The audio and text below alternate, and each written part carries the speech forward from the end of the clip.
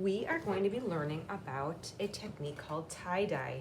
We're going to be doing this on paper instead of fabric. So here's some samples of what I can do with this tie-dye. So tie-dye comes from an ancient art form called shibori, which comes from a country called Japan. And in shibori, there's squeezing the paper, or actually fabric. They'd be squeezing the fabric. They might be pinching it. These are the different types of techniques that they would be using that create these different variations in pattern on the fabric. So you can see here we have white in the middle and it gets kind of darker as we go around. So I'm going to show you a couple different things we can do with paper and using watercolor, liquid watercolors. Now the papers have to be something that's absorbent. So you could use things like your really good paper towels. I have found this paper towel somewhere, I don't even remember. Here's something that's like it's more of a paper, like an art paper or some kind of absorbent material used in, I'm not even sure, I just find these materials. Here's a paper that's stiffer and it's also absorbent. So here's just a couple different types of papers you might look for. I also use liquid watercolors. They're washable, so you can use this with anybody from kindergarten all the way through 5th grade. And if you don't have that, you can use food coloring as well. So I have a couple of containers and I don't put a lot in there, so I'm not wasting the liquid watercolors. So here's an example. This might be too low, so I'm just gonna squeeze some more in there. I'm gonna cover the bottom. I don't want it to be too high because I don't want to waste this. I can always add a little bit of water if I want, but that will thin it down and lighten the color. So it depends on how light you want the color to be. So I also might want to use some paper clips or some kind of clips or clothespins, rubber bands, yarn. For younger kids, they might want to try just folding it. So they could experiment in any way they want. It doesn't matter how they fold it. They can roll it even. It can be rolled up, it can be folded.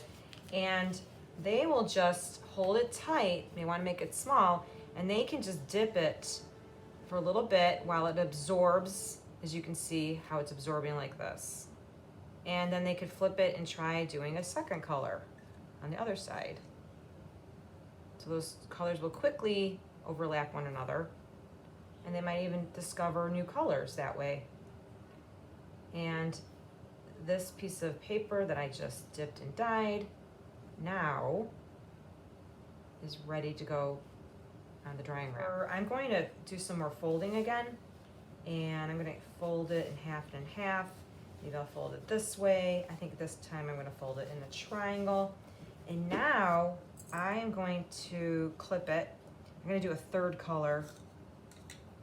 Let's see, a lighter color. Here's some yellow. And I will do a different color on each corner. So I'm going to let this get absorbed. As you see, this is highly absorbent. So I don't want to let it sit in the dye too long. And the shibori dyes in Japan traditionally were only one color. We're experimenting with different colors like tie-dye. And they would use even thread and needle to hand sew fabric stitched together. So this way you can get a pattern. That's always fun to try out. I'm going to put my finger in the middle of the paper towel, flip it over, and you can see my finger is coming through, and I'm going to take it off, and I'm going to pinch all of this. I'm going to take a rubber band. I'm going to start at the bottom, and I'm going to keep tying it nice and tight all the way up. Now this might be harder for younger kids, so this might only work with an older set of students. I'm going to keep going. I can try different size rubber bands, It's all about resisting the dye, or in this case, watercolor, liquid watercolors. I'm gonna keep going the bottom here as well. And now that I know what it's like to, you know, dip it in and see how it absorbs, I could actually just try, I could bend this and start with the middle.